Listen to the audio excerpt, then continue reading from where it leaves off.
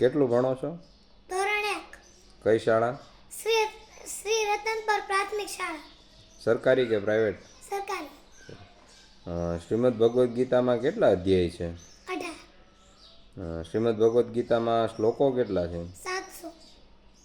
શ્રીમદ ભગવદ્ ગીતા છે એ કોણે બોલી છે? કૃષ્ણ ભગવાને. અને એ કોને કહી છે? અર્જુનને. મહાભારતનું યુદ્ધ કોની કોની વચ્ચે થયું હતું? 5 પાંડવો અને 100 કૌરવો વચ્ચે. તો 5 પાંડવો કોણ હતા? યુધિષ્ઠિર, ભીમ, અર્જુન, સહદેવ ને નકુલ. તો આ યુદ્ધમાં, મહાભારતના યુદ્ધમાં કોણ જીત્યું હતું? પાંડવો. કેટલા દિવસ સુધી મહાભારતનું યુદ્ધ ચાલ્યું હતું? 18 દિવસ. પાંડવોના માતા પિતાનું નામ શું હતું?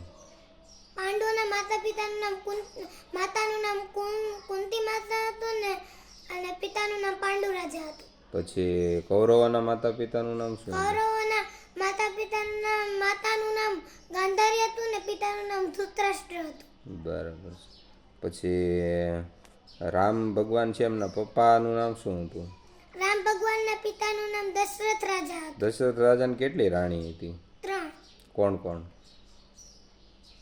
કૌશલ્યા, સુમિત્રા અને કૈકેયી. અને રામને કેટલા ભાઈઓ હતા? 4. કોણ કોણ?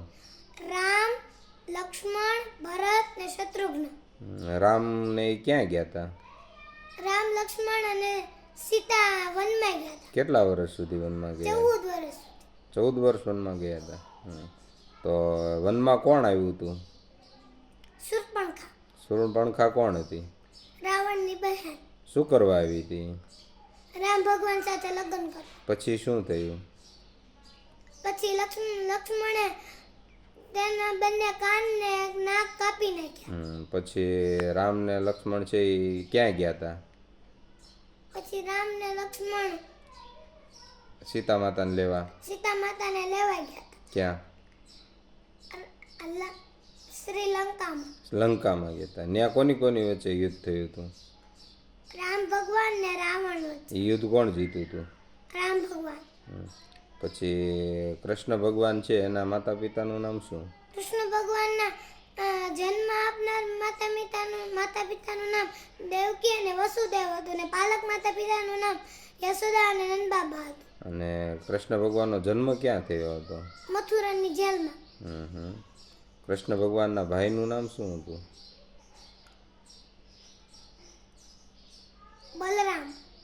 પછી હનુમાન દાદા છે, હનુમાન દાદા એના માતા પિતાનું નામ આવડે છે?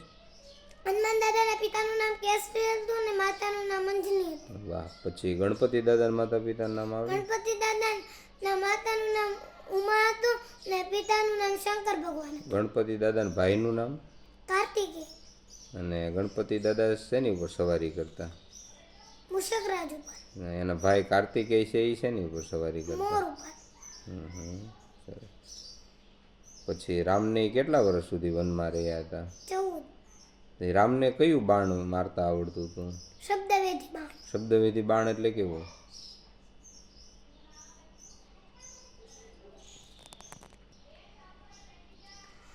જ્યારે જે દિશામાંથી અવાજ આવે તે બાજુ રામ ભગવાન ને લક્ષ્મણ બાણ મારે એટલે તેને શબ્દવેધી બાણ કહેવાતું. રામના માતાનું નામ શું હતું? રામ ભગવાનના માતાનું નામ કૌશલ્યા હતું. અને સુમિત્રા માતાના દીકરાનું નામ શું હતું? લક્ષ્મણ ને શત્રુઘ્ન. અને ભરત કોના દીકરા હતા? કૈકેયી. અને રામને વનવાસ કોણે મોકલ્યા હતા? કૈકેયી. શું કામ? કેમ કે દશરથ રાજા 55 વર્ષ સુધી પૂર્ણ થઈ ગયા હતા એટલે રામ ભગવાનને રાજા બનવાનું હતું. એટલે કૈકેયી માતા ગુસ્સે થઈ અને એમ કહ્યું કે રામને પણ મારો દીકરો જ રાજા બનવો પડે.